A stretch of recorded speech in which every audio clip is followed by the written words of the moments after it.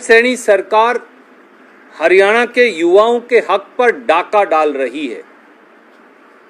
नायब सैनी सरकार का नया सर्विस फॉर्मूला है, हरियाणा से बाहर के लोगों को नौकरी लगाओ, हरियाणवियों को फेलियर और अयोग्य बताओ, मलाई ना मिले तो नौकरियां खाली रखते जाओ।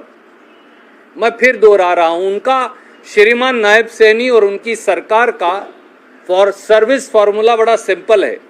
हरियाणा से बाहर के लोगों को नौकरी लगाओ, हरियाणवियों को फेलियर और अयोग्य बताओ और मलाई ना मिले तो नौकरियां खाली रखते जाओ। हरियाणा के बच्चे विदेश में मजदूरी को मजबूर हैं और बाहर के लोगों को हरियाणा में अफसर बना रही है सरकार। आज ये तथ्य लेकर हम आपके बीच में हैं। एक चिर परिचित फॉर्मूला है श्रीमान नायब सैनी और भाजपा सरकार का हरियाणा में, चपड़ासी हमारे और अफसर बाहर के। ये बार बार बीजेपी की सरकार हरियाणा में साबित भी कर रही है और लागू भी कर रही है। Hera ferry service commission HPSC हो या एचएसएससी हो, उनके आए हर रिजल्ट के अंदर यह साबित होता है। सवाल यह है कि क्या कारण है कि सामान्य वर्ग के बच्चों को, और मैं आरक्षित वर्ग पर अभी आऊंगा, हरियाणा की बीजेपी सरकार धक्के लगाकर हरियाणा से धकेल रही है। हमारे युवाओं की, हमारे लड़के लड़कियों की सुध कौन लेगा? 11 साल से ना पर्ची ना खर्ची का झूठा नारा पहले खट्टर साहब देते रहे, अब नायब सैनी जी देते हैं। पर सच्चाई ये है कि चुटकुलों वाले मुख्यमंत्री श्रीमान नायब सैनी वो हरियाणा के युवाओं को केवल बेरुखी, बेजारी और बेवफाई के धक्के दे रहे हैं। बार बार हरियाणा से बाहर के युवाओं की भर्ती की जाती है और हमारे बच्चे जो योग्य हैं, शिक्षित हैं, काबिल हैं, वो ठन ठन गोपाल अपने आप को पाते हैं, ठगा हुआ सा खड़े रह जाते हैं। फॉर्मूला बड़ा सिंपल है। बीजेपी की सरकार हरियाणा में एचपीएससी और एचएसएससी के माध्यम से 80% लोग, 80% अफसर और अध्यापक, 80% अफसर और प्रोफेसर हरियाणा से बाहर के लगाती और चंद टुकड़ों के रूप में 20% हमारे बच्चों को लगा लेती। सबसे ताजा उदाहरण अब आया है हिंदी के असिस्टेंट प्रोफेसर कॉलेज काडर का। 2 अगस्त 2024 को, 2 साल पहले, हम मई के बीच में अब खड़े, तो 2 अगस्त 2024 को 2 साल पहले 139 assistant professor college cadre Hindi की पोस्ट निकाली। 12 फरवरी और 17 अप्रैल 2026 को, 2 साल बाद, उनका रिजल्ट निकाला। अब उसके युवाओं के नाम पते की सूची सामने आ गई है, मैं आपको जारी भी कर रहा हूं। ये वो सूची, इस सूची को पढ़ेंगे आप तो पाएंगे कि जर्नल कैटेगरी के 67 पद थे। जर्नल कैटेगरी के 67 में से केवल 60 पद ही Hindi lecturer, assistant professor college cadre भरे गए। उन 60 में से 41 यानी 80% हरियाणा से बाहर के। श्रीमान नायब सैनी ये कह रहे हैं कि हरियाणा के युवाओं को हिंदी पढ़ना और पढ़ाना नहीं आता। बीजेपी की सरकार ये कह रही है हमें कि हमारे लड़के और लड़कियों को वो हिंदी के टीचर, हिंदी के असिस्टेंट प्रोफेसर लगने के लायक भी नहीं। श्रीमान नायब सैनी, क्या आप हरियाणा के बच्चों को इतना नालायक मानते हैं? आपके चेयरमैन तो ये बात कहते भी हैं। इससे शर्मनाक रवैया किसी सरकार का क्या हो सकता है? दूसरा, assistant professor college cadre psychology, कुल पद 44, जर्नल कैटेगरी कुल पद 85। ये मैं आपको लिस्ट जारी कर रहा हूं। उसमें से जनरल कैटेगरी 44, अब उनका रिजल्ट निकाला है। 44 में 125 के करीब बच्चे पहले मुश्किल से शॉर्ट लिस्टिंग में आए, उनमें 44 में 2 पास। हरियाणा का कोई बच्चा HPSC हेराफेरी सर्विस कमीशन और नायब सैनी जी को इस योग्य नहीं मिला। 44 में से 42 पदों पर कोई हरियाणा का बच्चा assistant professor college cadre psychology भी लग सके। SC कैटेगरी के 16 पद, सिलेक्शन 0।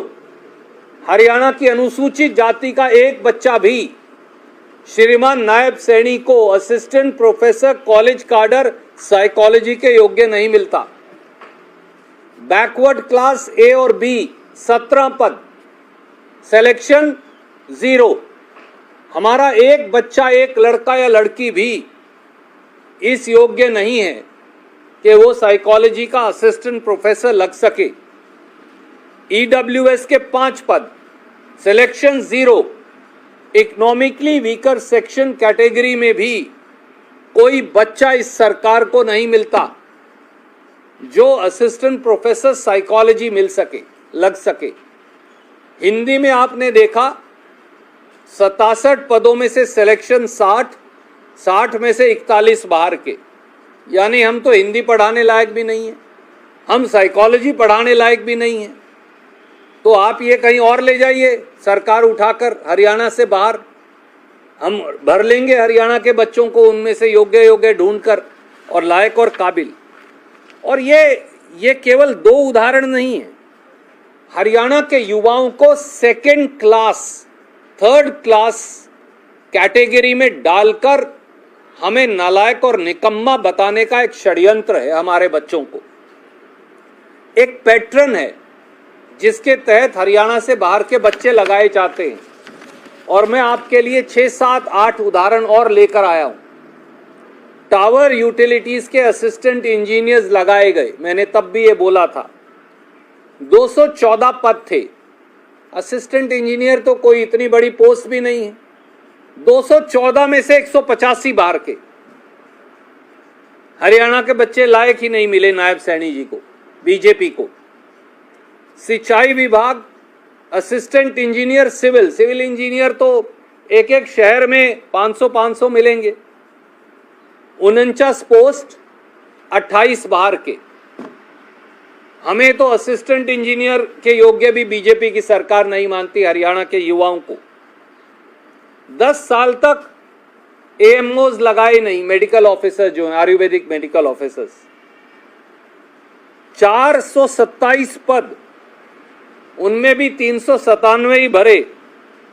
75% हरियाणा से बाहर के। कोई हरियाणा का बच्चा आयुर्वेद के लायक भी नहीं मानती बीजेपी की सरकार। सिविल जज, हरियाणा में सिविल जज लगना है, हरियाणा की संस्कृति को जानना है, हरियाणा की भाषा को जानना है, हरियाणा के रीति रिवाज को जानना है। 110 पद, 110 में से 60 हरियाणा से बाहर के। बीजेपी को कोई हरियाणा का बच्चा जज लगने के लायक भी नहीं लगता। टेक्निकल एजुकेशन लेक्चरर्स, हर जगह पॉलिटेक्निक है, हर शहर में लाखों अगर नहीं तो हजारों बच्चे तो हैं हमारे पास। 153 पद, 106 हरियाणा से बाहर के। हमारे बच्चे तो असिस्टेंट लेक्चरर टेक्निकल एजुकेशन के लायक भी नहीं। उसके बाद HCS, हरियाणा सिविल सर्विस में तहसीलदार SDM लगना है। हमारे रीति रिवाज, भाषा, संस्कृति, संस्कार की जानना आवश्यक है। 40% से अधिक बाहर के। हरियाणा के बच्चे HCS के लायक भी नहीं। उससे पहले 19-20 में SDO लगाए थे बिजली विभाग में, 80 पद। 80 में से 78 हरियाणा के बाहर के। हमारे बच्चे SDO बिजली बोर्ड लगने लायक भी नहीं है। उसी तरह से असिस्टेंट प्रोफेसर पॉलिटिकल साइंस लगाए थे पहले, इससे पिछली सिलेक्शंस में। 18 पद, 11 हरियाणा से बाहर के। हम राजनीतिक शास्त्र भी नहीं पढ़ा सकते हमारे बच्चे। एग्रीकल्चर डेवलपमेंट ऑफिसर 23 पद, 16 हरियाणा से बाहर के, जहां सबसे पुरानी देश की एग्रीकल्चर यूनिवर्सिटी है जिसने सीड्स बनाए, तकनीक बनाई खेती की, जो प्रदेश खेती में सबसे प्रथम है, उसके बच्चों को बोलते हैं तुम एग्रीकल्चर डेवलपमेंट ऑफिसर के लायक भी नहीं। अब भैया किसी के भी लायक नहीं तो फिर हम कहां जाएं? हरियाणा एक अकेला ऐसा प्रांत है जहां जनरल नॉलेज के पेपर में हरियाणा की संस्कृति, हमारी भाषा, हमारा तौर तरीका, हमारी भौगोलिक परिस्थिति, हमारी विरासत, हमारे रीति रिवाज, हमारे सामाजिक ताने बाने, उसके बारे में जानकारी होना कोई आवश्यक नहीं। आप कहीं जाइए, आप बंगाल से, उड़ीसा से, बिहार से, गुजरात तक कहीं जाइए, कम से कम स्थानीय नॉलेज होना आवश्यक है, नहीं तो एडमिनिस्ट्रेशन कैसे चलाएंगे? केवल हरियाणा के जनरल नॉलेज में ऐसा कोई सवाल नहीं पूछा जाता। हाँ, हर 2-3 साल 4 साल के बाद ग्रुप डी के चपड़ासियों की पोस्ट निकाल देते हैं। 4-5 हज़ार 3,000 हरियाणा के चपड़ासी लग जाते हैं। उसके बाद अगले 4 साल तक जो बाकी सब हैं, टीचर से लेकर और अफसर तक, वो सब हरियाणा से बाहर के। हमने तो एचपीएससी का चेयरमैन भी बिहार से आयात कर रखा है, वो भी हमारा नहीं है। और वो हरियाणा के बच्चों के बारे में जो कहते हैं, अगेन कोट, मैं पहले भी बताया था, वो कहते हैं कोट, हरियाणा के युवा फेलियर हैं क्योंकि उन्हें ठीक से पढ़ाया नहीं गया। तो भैया बिहार और यूपी जाकर पढ़कर आए क्या आप? दूसरा वो कहते हैं हरियाणा के युवाओं को लिखना तक नहीं सिखाया गया। ये मैं नहीं कह रहा, ये एचपीएससी के चेयरमैन हरियाणा के युवाओं और युवतियों के बारे में कह रहे। तो इसलिए, और ये केवल सामान्य वर्ग के लिए है, ये सच नहीं। जो हमारे आरक्षित वर्ग के बच्चे हैं उनके लिए एक नया काम कर दिया। हरियाणा डोमिसाइल की सीमा 10 साल से 5 साल कम कर, घटाकर 5 साल कर दी। अब एनसीआर के क्षेत्र में बड़े पैमाने पर, हम एनसीआर हैं, ये सच है, आधे से ज्यादा प्रांत एनसीआर में आता है, ये भी सच है। तो एनसीआर में तो हर प्रांत का बच्चा आकर रहेगा। वो 5 साल में डोमिसाइल और बीसी या एससी सर्टिफिकेट ले लेता है। उसके बाद हरियाणा का बच्चा बाहर, बाहर के बच्चे अंदर। तो हमारे बच्चे कहाँ जाएं? एससी समाज के, बीसी समाज के, ईडब्ल्यूएस समाज के। हमें बाहर के बच्चों से कोई दुश्मनी नहीं है, वो हमारे विरोधी नहीं, वो हमारे देश के लोग हैं, हमारे भाई हैं। परंतु हरियाणा के युवाओं की, हरियाणा की संस्कृति की, हरियाणा के संस्कार की, यहाँ के पहरावे की, यहाँ के सामाजिक ताने बाने की, यहाँ के रख रखाव की, यहाँ के रीति रिवाज की, यहाँ के जीवन शैली के तरीके की अगर अध्यापक को, एडमिनिस्ट्रेटर को, जज को ना जानकारी नहीं होगी तो वो क्या न्याय करेगा? सवाल ये है। और हरियाणा के बच्चे कहाँ जाएं? क्योंकि बाहर तो हमें जगह नहीं मिलती, हम वहाँ के डोमिसाइल नहीं है। यहाँ आप बाहर के ही लोग लगाते, हरियाणा के लोगों को जगह नहीं मिलती। तो नायब सैनी जी, हमारी ये मांग है कि युवाओं के हकों और रोजगारों पर डाका डालने के भाजपाई षड्यंत्र की एक निष्पक्ष जांच की आवश्यकता है।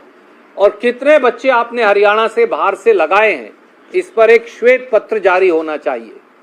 और हमारी ये मांग भी है कि हरियाणा की संस्कृति, भौगोलिक और सामाजिक स्थिति, सामाजिक परिवेश, सामाजिक ताना बाना, स्थानीय मान्यताएं, हमारी बोली, हमारी भाषा, हमारा तौर तरीका, उसको जनरल नॉलेज के टेस्ट में प्राथमिकता मिले, ताकि वो लोग जो हमारी जानकारी रखते हों वो आएं। और जैसे आज मैं ये प्रेस वार्ता कर रहा हूं, एक नई बात हो गई। इन्होंने ये सारे जो लेक्चरर्स के पद निकाले थे जो मैं आपको भेज रहा हूं, इसमें इन्होंने मिनिमम योग्यता 35% रखी थी। 10 मिनट पहले हाई कोर्ट का फैसला आया, वो 35% की योग्यता भी खारिज कर दी हाई कोर्ट ने। अभी ब्रेक हो रही है न्यूज, जैसे मैं आपसे बात कर रहा हूं, पिछले 5 से 10 मिनट 7 मिनट में ब्रेक हुई है। अब आप मुझे बताइए, आपने 5 साल से 6 साल से कोई भर्ती नहीं की, अब 3.5 साल में ये भर्ती की है। वो भर्ती भी हरियाणा से बाहर के लोगों की है, अब वो भी क्वॉश हो गई। अगर इंग्लिश की क्वॉश हुई है तो बाकी भी क्वॉश है। criteria is criteria. Whether it is English or science or political science or Hindi, same thing will apply. वो तो सब चीज़ों पे लागू हो जाएगा. तो अब हमारे बच्चे जाएंगे कहाँ? तो आप हरियाणा के युवाओं को अधर में छोड़कर उनको रोजगार का लॉलीपॉप पकड़ाकर उनके साथ ये जोर जबरदस्ती और धक्का क्यों कर रहे हैं? इसका जवाब श्रीमान नायब सैनी को देना पड़ेगा. कोई भी प्रश्न आप पूछना चाहें तो स्वागत है. ये कागजात मैं आपकी मेल पर रिलीज कर रहा हूं. तो भविष्य में नौकरियां जो भी मिले हरियाणा में वो केवल हरियाणा वासियों को मिलेगी, ये मांग कर रहे हैं. हरियाणा के युवाओं का कोई भविष्य बचा ही नहीं. 12 साल से बीजेपी की सरकार हमसे धोखा कर रही है, हमारे बेटे बेटियों से, हमारे लड़के लड़कियों से, जिन्होंने 12 साल में, मैंने आपको 11 नौकरियां गिनवा दी जहां हरियाणा से बाहर के लोग वो लगा रहे हैं. क्योंकि जब हरियाणा पब्लिक सर्विस कमीशन के चेयरमैन ये कहते हैं कि हरियाणा के बच्चे योग्य ही नहीं है, उन्हें पढ़ना लिखना आता ही नहीं, जब हम हिंदी भी पढ़ने के लायक हमें नहीं मानते आप और पढ़ाने के, तो हमें नौकरी कहां से मिलेगी? हिंदी भाषी प्रदेश है. तो ये एक षड्यंत्र है बीजेपी का, हरियाणा के युवाओं को धोखा देने का. चपड़ासी हमारे अफसर बाहर के, ये एक फॉर्मूला है जो हमारे ऊपर लागू हो रहा है.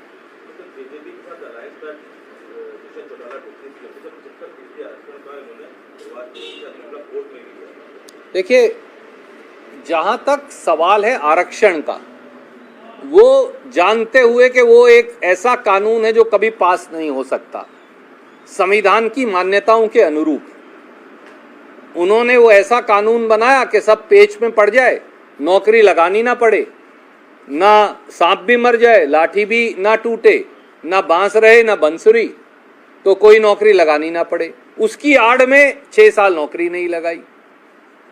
सवाल बड़ा सीधा है. आप हरियाणा की परिस्थिति के अनुरूप जनरल नॉलेज के टेस्ट में सवाल पूछकर बाहर क्यों कर रहे हैं? आपने डोमिसाइल की शर्त 10 साल से 5 साल क्यों कर दी?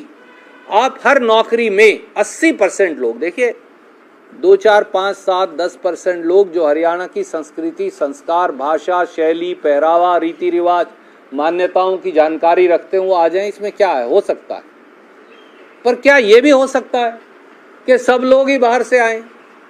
तो हमारे बच्चे कहाँ जाएं? इसका सवाल नायब सैनी जी दे दें कि भैया आप जाकर अफगानिस्तान में अप्लाई करो, हम कर देंगे.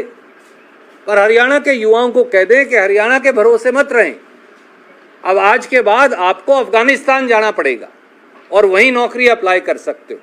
इसीलिए हर रोज बच्चों की लाश वापस आती है. 40 लाख रुपया देकर, 50 लाख रुपया देकर हम बच्चों को बाहर भेजते हैं रोटी की तलाश में, और फिर 40 और 50 लाख रुपया देकर उनके कंकाल को वापस लाते, जैसा कुमारिया फतेहाबाद में 2 बच्चों के साथ हुआ, अंकित जांगड़ा और पूनिया, उन दोनों के साथ हाल में हुआ. वापस केवल कंकाल आए. 50 लाख लेकर गए, 40 लाख देकर कंकाल लेकर आए, वो भी 7 महीने बाद. उस माँ बाप पर क्या बीती होगी, क्या आप सोच सकते हैं? हमारे बच्चे इजराइल जाकर फौज में नौकरी कर रहे हैं, हमारा बच्चा यूक्रेन के युद्ध में लड़ रहा है, हमारा बच्चा दुनिया में कहीं लड़ाई हो, सीरिया तक, वहां जाकर युद्ध के अंदर लड़ाई लड़ रहा है. हरियाणा का क्यों? रोटी नहीं है. रोटी क्यों नहीं है? क्योंकि सरकार नौकरी देती नहीं. जो नौकरी देती है वो हरियाणा से बाहर के बच्चों को देती है. इसका क्या जवाब नायब सैनी जी देंगे? मैं ये उनसे पूछना चाहता हूँ. चुटकुले सुनाने से फुर्सत मिले और वेशभूषा बदल कर अलग अलग स्वांग रचने से, तो वो शायद हरियाणा के बच्चों का दुख और तकलीफ जान पाए. सर, लेकिन सरकार ये कह रही है कि योग्यता के आधार पर नौकरियां जो है दी जा रही है, जो योग्य है उसको नौकरी मिल रही है. इसका तो आप कहते हैं बड़ा सीधा है जवाब. तो आप हरियाणा के युवाओं को बोलो कि आप हरियाणा में आप नौकरी नहीं कर सकते, आप चले जाइए, क्योंकि हरियाणा का कोई बच्चा योग्य नहीं है. यही कह रही है ना सरकार. HPSC के चेयरमैन ने यही तो कहा, हरियाणा के बच्चे योग्य और काबिल नहीं हैं. HPSC के चेयरमैन ने यह भी कहा, हरियाणा के बच्चों को लिखना नहीं आता, हरियाणा की यूनिवर्सिटी जो है वो स्टैंडर्ड के मुताबिक नहीं है. तो भैया बता दो, अफगानिस्तान जाकर पढ़ो, तुर्की जाकर पढ़ो, बिहार जाकर पढ़ो, यूपी जाकर पढ़ो, मध्य प्रदेश, यहाँ बंद करो कॉलेज स्कूल. और हरियाणा के युवाओं को कहो भैया समय मत नष्ट करो, हरियाणा में हरियाणा के लोगों के लिए कोई रोजगार नहीं है क्योंकि तुम काबिल नहीं हो, ये कह रही है सरकार। ऐसी सरकार फिर एक दिन भी सत्ता में कैसे रह सकती है? क्योंकि जिनको नाकाबिल अयोग्य बता रही है बेटे और बेटियों को, हमारी वोट लेकर ही तो वो बने।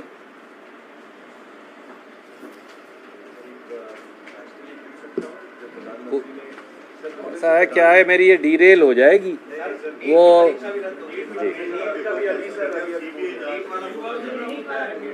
श्री राहुल गांधी जी ने स्पष्ट तौर पर पिछली बार भी जब नीट का पेपर लीक हुआ कहा था, और अब फिर नीट का पेपर केरल से चला और राजस्थान तक पहुंचा। मैं एक बात पूछना चाहता हूं हिंदुस्तान के एक नागरिक के तौर पर, लाखों हमारे बच्चे पूरी जिंदगी लगाकर, और उनके माँ बाप भी, ये मत समझिए एक लड़का या लड़की अकेला परीक्षा देता है, हिंदुस्तान में पूरा परिवार उस परीक्षा की तैयारी करता है। हिंदुस्तान में पूरा परिवार अपनी सीमित आय में से कटौती कर, अपना पेट काट कर बच्चे को ट्रेनिंग दिलवाता है, कभी ऑनलाइन कोर्सेज में, कभी फिजिकल कोर्सेज में। एक दिन पता चलता है कि वो पेपर बिक गया। उन लाखों बच्चों का कसूर क्या है? और मुझे एक बात बताइए, जो पेपर केरल से राजस्थान पहुंच गया वो राजस्थान से बाकी हिंदुस्तान में नहीं बिका, क्या हिंदुस्तान के शिक्षा मंत्री और प्रधानमंत्री इस बात की जिम्मेवारी लेंगे? और अगर पेपर बिक गया तो पढ़ने वाले बच्चों और उनके माँ बाप का क्या कसूर है? गुणी और शिक्षित बच्चों का कसूर क्या है? वो क्यों भुगते इस बात की सजा कि सरकार से जो पेपर माफिया है, वो हरियाणा में तो बहुत दिन से मशहूर था, हर पेपर लीक होता था और बिकता था। अब पेपर माफिया ने पूरे मुल्क की शिक्षा और परीक्षा दोनों को टेक ओवर कर लिया है। शिक्षा और परीक्षा जिस मुल्क में पेपर माफिया की भेंट चढ़ जाए और लाखों बच्चों का भविष्य जो है मझधार में लटक जाए नीट पेपर की लीकेज के बाद, इस पेपर को कैंसिल कर नए सिरे से क्यों नहीं करवाया जा रहा? क्या प्रधानमंत्री और शिक्षा मंत्री जवाब देंगे? क्या प्रधानमंत्री और शिक्षा मंत्री जवाब देंगे कि नीट का पेपर कैसे लीक हुआ? वो कौन सा एजुकेशन माफिया है जिसके तार नीट और केंद्र सरकार तक हैं? क्या प्रधानमंत्री और शिक्षा मंत्री जवाब देंगे कि 12 साल से नीट का पेपर चौथी या पांचवी बार लीक हुआ है? आपने क्या कदम उठाए इसकी रोकथाम के लिए?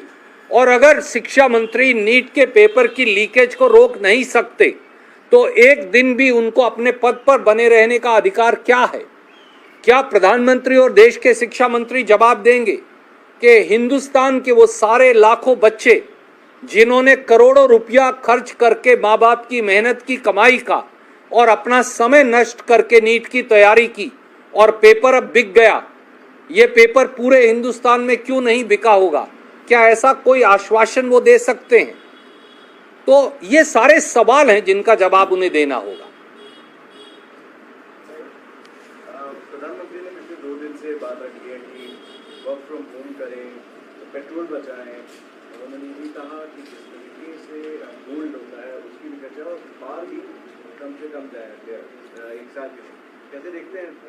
आदरणीय मित्र, पूरे मुल्क ने प्रधानमंत्री जी की उन 7 बातों को देखा, जहां कहा काम पर मत जाओ, दफ्तर में मत जाओ, गाड़ी में मत बैठो, गाड़ी मत चलाओ, सोना मत खरीदो, बेटी के को सोने का मंगलसूत्र मत दो, बेटी की शादी में सोने का आभूषण मत दो, घर में कोई खुशी हो तो सोने का कोई आभूषण मत खरीदो, इत्यादि इत्यादि। पर उसी दिन प्रधानमंत्री जी ने 2000 गाड़ियों के साथ रोड शो कर डाला। मंदिर में मत्था टेकने हम सब जाते हैं, ये हमारी आस्था का प्रतीक है। हम स्वागत करते हैं, प्रधानमंत्री जी मंदिर जाएं, बहुत स्वागत है। पर मंदिर में जाने से पहले रोड शो की मशहूरी 2000 गाड़ियों के साथ की क्या आवश्यकता? और हमें तो कहा विदेश यात्रा पे मत जाओ देशवासियों को, और खुद 6 दिन की विदेश यात्रा पर रवाना हो गए। उनके मुझे ये बताएं कि क्या हिंदुस्तान की सरकार के मंत्रीगण, मुख्यमंत्रीगण, बड़े बड़े राजनीतिक पदों पर आसीन सफेदपोश, क्या आप गाड़ियों का इस्तेमाल बंद करेंगे? क्या भाजपा के मुख्यमंत्रियों, मंत्रियों, केंद्रीय मंत्रियों ने गाड़ी का इस्तेमाल बंद कर दिया? क्या भाजपा के जो विधायकगण हमारे साथी हैं और सांसदगण हैं और बड़े बड़े पदों पर आसीन बगैर चुने हुए लोग हैं, उन्होंने गाड़ी का इस्तेमाल बंद कर दिया? क्या भाजपा ने ये निर्णय कर लिया कि उनका कोई आदमी, कोई मंत्री, मुख्यमंत्री, सांसद, कार्यकर्ता, नेता विदेश नहीं जाएगा? क्या उन्होंने ये निर्णय कर लिया कि वो कोई सोने का आभूषण नहीं खरीदेंगे? खुद प्रधानमंत्री जी अपनी बात कहकर 24 घंटे में उसकी अवहेलना कर रहे हैं, बाकी देश को उपदेश दे रहे हैं। सच्चाई ये है कि भारत की अर्थव्यवस्था बहुत गंभीर संकट की शिकार है और बीजेपी सरकार उस पर नियंत्रण करने में पूरी तरह से फेल साबित हुई है। मोदी सरकार ने हाथ खड़े कर दिए हैं कि अब अर्थव्यवस्था भगवान भरोसे है, वो कुछ नहीं कर सकते। एक बसों के अंदर लिखा होता है, यात्री अपने सामान की खुद जिम्मेवार हैं। तो मोदी जी ये कह रहे हैं देशवासियों को कि देशवासी अपनी अर्थव्यवस्था और अपनी आर्थिक प्रगति या आर्थिक प्रोटेक्शन के लिए, सुरक्षा के लिए खुद जिम्मेवार हैं, सरकार कोई मदद नहीं करेगी। क्योंकि सरकार ने हाथ खड़े कर दिए हैं, वो लाचार, बेकार और बेजार हो गई है। ऐसे में अपनी जिम्मेवारी देशवासियों पर पल्ला झाड़कर आप अपनी जिम्मेवारी के निर्वहन से नहीं बच सकते। ना विदेश यात्रा पर जाकर आप अपनी जिम्मेवारी के निर्वहन से बच सकते। देश पे जो विषम आर्थिक संकट है उसकी सच्चाई बताई जाए। किस प्रकार से सरकार पंगु हो गई है उसकी सच्चाई बताई जाए। अर्थव्यवस्था क्षीण मीण जो हो गई है, पूरी तरह से टूट गई है, चरमरा गई है, उसकी सच्चाई बताई जाए। जो आर्थिक संकट, पूरा वित्तीय संकट आज देश के ऊपर है, उसकी सच्चाई देशवासियों को बताई जाए, बजाय इसके कि हाथ खड़े करके ये कहें कि यात्री अपने सामान का खुद जिम्मेवार है। Thank you.